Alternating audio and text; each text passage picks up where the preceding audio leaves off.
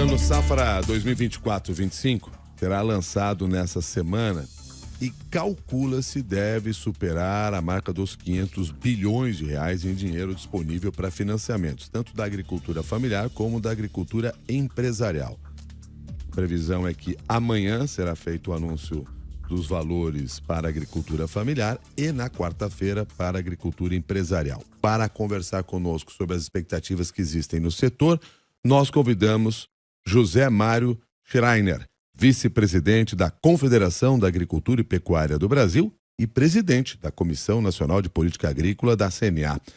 José Mário, muito obrigado pela gentileza de estar conosco aqui no Jornal da CBN. Um bom dia. Bom dia, Milton. Bom dia, Cássia. Bom dia a todos os amigos ouvintes da CBN. Bom dia. Geralmente a gente olha para o montante de dinheiro que será colocado à disposição no Plano Safra, mas que outros aspectos devem ser considerados para se entender se o plano apresentado pelo governo atende à expectativa do setor?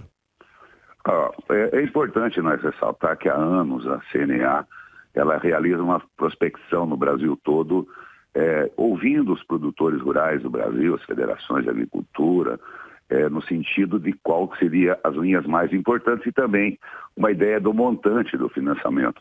Esse ano nós realizamos 6 reuniões, uma em Curitiba, no Paraná, na região sul, em São Paulo, na região sudeste, no Mato Grosso do Sul, em Campo Grande, em Balsas, lá no Matopiba, na Bahia, em Teixeira de Freitas, e também em Porto Velho, em Rondônia.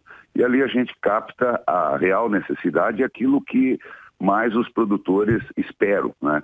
E é claro que esse ano nós vemos aí uma dificuldade maior no crédito, em função do preço baixo de commodities, em função de vários fatores climáticos que também levaram a uma colheita menor, não só no Rio Grande do Sul, que foi extremamente agravado o clima da colheita, né, mas também em outras regiões. E aí nós fechamos esse pacote todo. E o que nós sentimos é que realmente há uma realidade maior de uma alocação de recursos por parte do crédito oficial, do crédito rural, principalmente voltado ao custeio. É por isso que foi feita uma proposta no sentido de que, para a agricultura empresarial, nós pudéssemos estar aí trabalhando na ordem de 470 bilhões de reais, o que representa um incremento de 29% em relação à safra anterior, e também a agricultura familiar de 71 para 100 bilhões de reais, o que representa um aumento de 40% da produção. E algumas linhas de crédito também de investimentos que são extremamente importantes. Por exemplo, a alocação de recursos do PCA. O que é o PCA? Programa de Construção de Armazém, extremamente importante.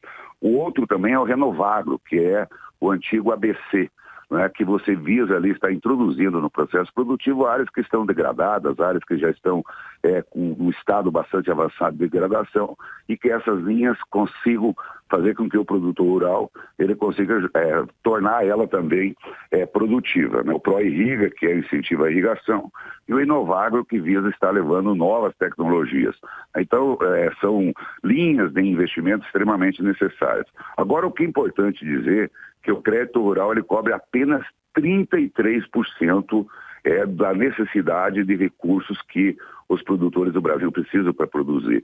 Aí as pessoas podem pedir, mas da onde que vem o restante dos recursos? O restante dos recursos vem de recursos próprios, de trades que financiam os produtores, enfim, para chegar à totalidade aí desse 100% do recurso investido em cada safra. Agora, a partir do que aconteceu no Rio Grande do Sul, existe uma expectativa do setor de que, de fato, haja um incremento no Plano Safra para tentar, de alguma maneira, compensar essa situação? Ou o que pode acontecer é algum tipo de condição diferenciada para os produtores daquela região? Cássia, eu acho que foi importante a sua colocação. O Rio Grande do Sul, aquela região que foi muito atingida pelas enchentes, elas precisam ser tratadas de forma diferenciada. Por quê? Muitos produtores vão ficar inadimplentes, muitos produtores não vão dar conta de cobrir o seu financiamento, ou mesmo que venham linhas específicas para refinanciamento.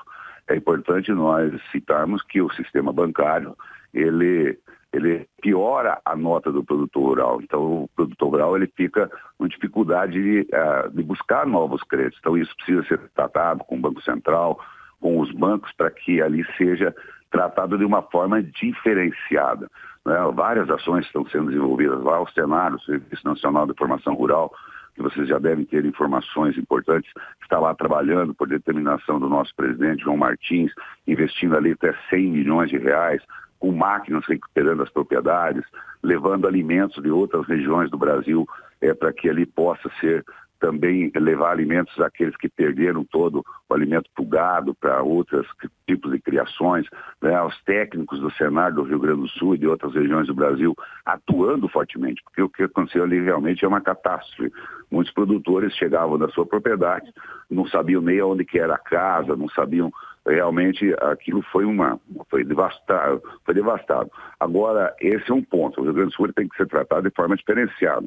Agora, outras regiões do Brasil também tiveram impacto na sua produção.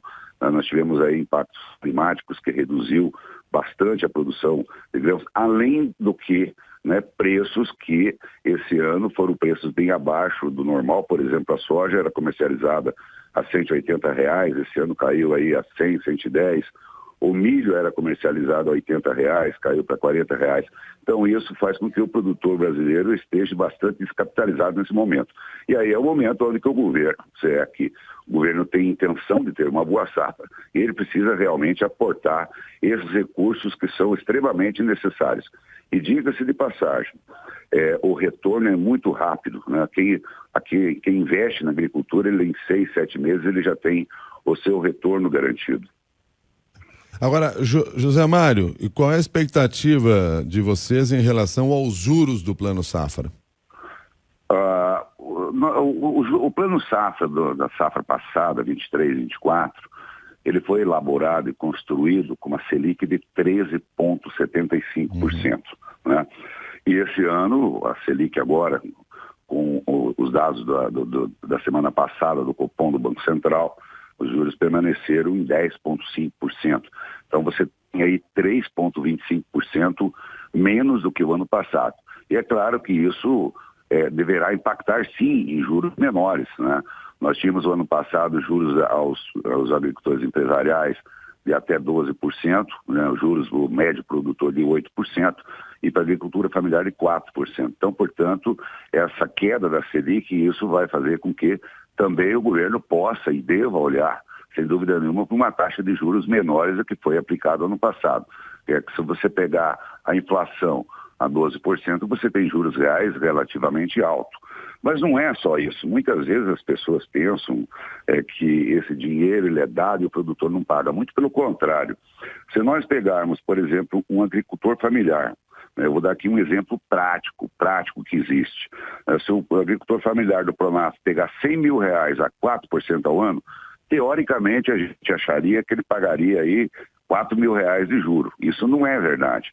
Porque quando você vai colocar os penduricalhos, né, muitas vezes a gente fala dos sócios ocultos que existem na atividade agropecuária, por exemplo, registro de cédula em cartório, 1,3%, IOF, 0,38%, custo do projeto técnico, 2%, Proagro, 7,9%, seguro de vida, 1%, título de capitalização, 2%, você chega dos 4%, esse pequeno produtor da agricultura familiar, ele vai pagar 18,62% ao ano.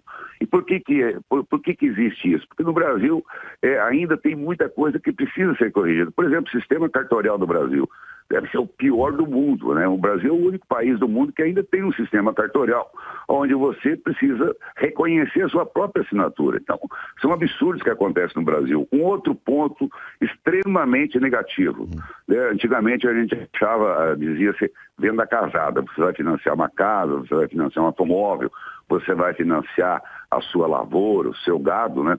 O banco antigamente falava venda casada, hoje eles acharam o nome mais bacana, né, que é a contrapartida, né, o que é aquela parceria, algo extremamente pernicioso que existe ainda, onde muitas vezes o gerente do banco, na hora de liberar o dinheiro, ele fala para o produtor rural, não, você tem que deixar aqui o título de capitalização, né? Não, você precisa deixar aqui um outro produto, que o banco, um seguro, né, que o banco exige ali para liberar o recurso. E muitas vezes o produtor rural, em vez de ele procurar os canais corretos, né? A CNA ela tem um canal de denúncias onde isso chega na CNA e a gente toma as iniciativas previsíveis, nesse caso, de nós combatermos isso, é uma prática criminosa da venda casada, né? Mas isso ainda existe e o produtor, muitas vezes, com receio de que esse dinheiro não seja liberado, ele aceita esse papel, que é um papel absurdo, onde você pega ali um dinheiro que, de uma certa forma, ele tem recursos públicos, né? E o produtor, ele deixa esse dinheiro aplicado, muitas vezes fazendo falta naquilo que ele quer fazer na sua propriedade.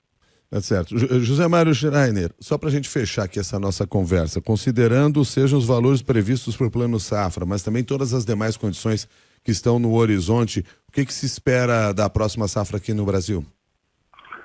Vai depender muito do Plano Safra. Eu acredito e tenho certeza absoluta que grande parte do governo tem essa consciência, alguns possam não ter a consciência do que o setor agro representa, 27% do PIB, quase 50% das exportações, mais de 30% dos empregos, né? Mas de qualquer forma, o produtor brasileiro ele é muito resiliente, ele vai, é claro, continuar produzindo, mas nós temos que ter um plano safra robusto e eu não tenho dúvida que se o governo entender dessa forma, nós podemos ter aí um recorde de produção aí, buscando, é claro, muitas vezes melhorar aquilo que nós estamos prevendo colher esse ano, é uma boa safra. E essa boa safra ela não é boa só para o produtor rural, ela é boa para o Brasil, ela é boa para toda a sociedade brasileira e a gente continuar, é claro, buscando mercados internacionais, o que é realmente muito necessário.